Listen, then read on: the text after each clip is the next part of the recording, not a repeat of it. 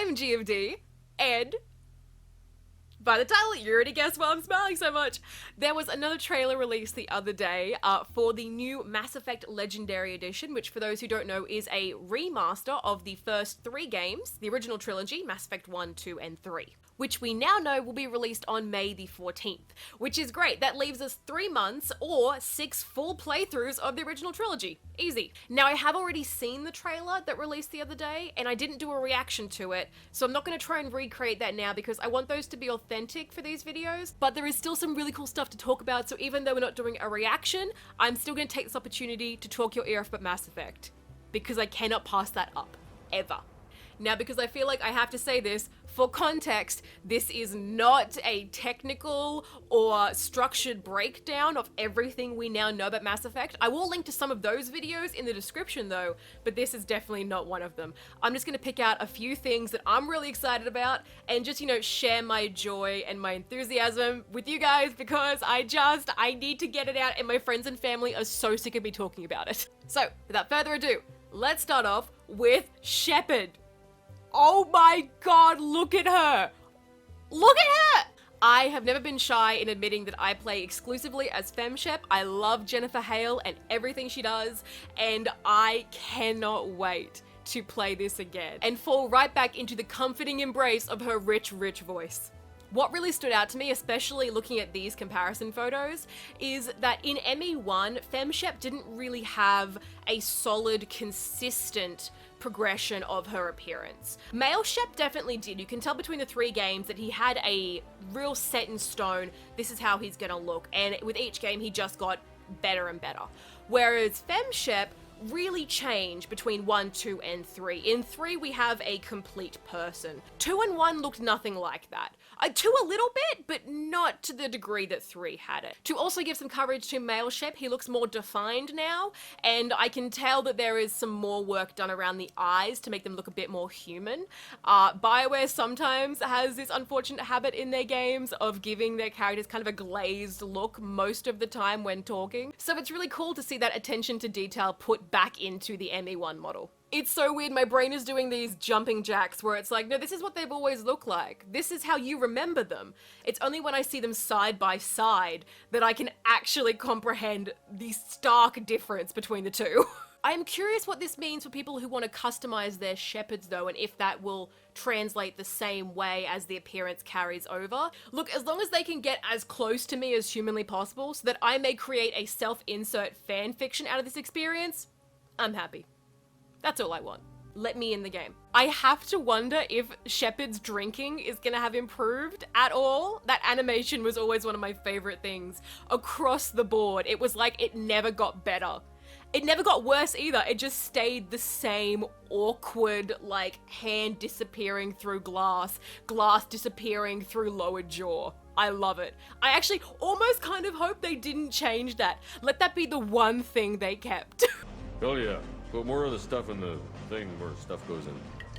But of course, Shepard isn't the only one who got an extreme makeover. The rest of the squad looks phenomenal, especially Mass Effect 1. I suppose because there, the differences are so obvious. You know me, I'm loyal to Thane, but I see where you Garrus Mancers are coming from. And speaking of my lizard husband, Thane. Boy, what have you done? What's happening? Your scales are looking real defined. I'm really, really hoping for an in-game camera. That would be great. If we could have some photo mode within Mass Effect across the board, 1, 2, and 3, because I'm gonna take some shots. Actually, I wasn't gonna talk about this because I don't really have anything to say other than it looks gorgeous, but the environments. Did you see that light bloom?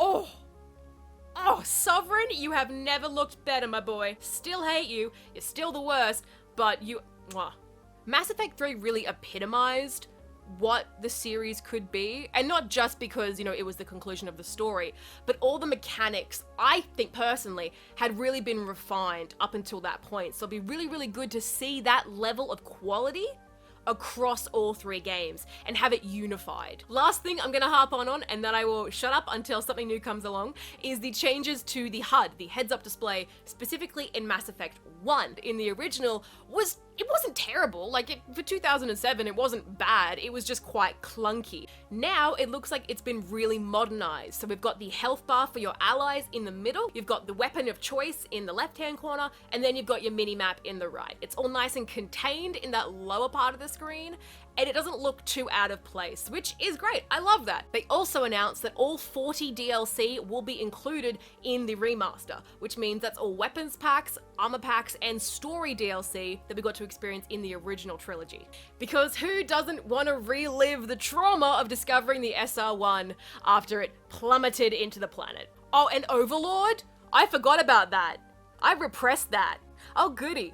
Now, this was confirmed by Mac Walters, who is the project director of the remaster, that the core mechanics of Mass Effect 1 have been maintained, which means that we still have the overheat in our weapons, which is fine. It's either that or the heat sinks. I don't really care either way. And there was a canonical reason, I remember, for why they switched over to heat sinks.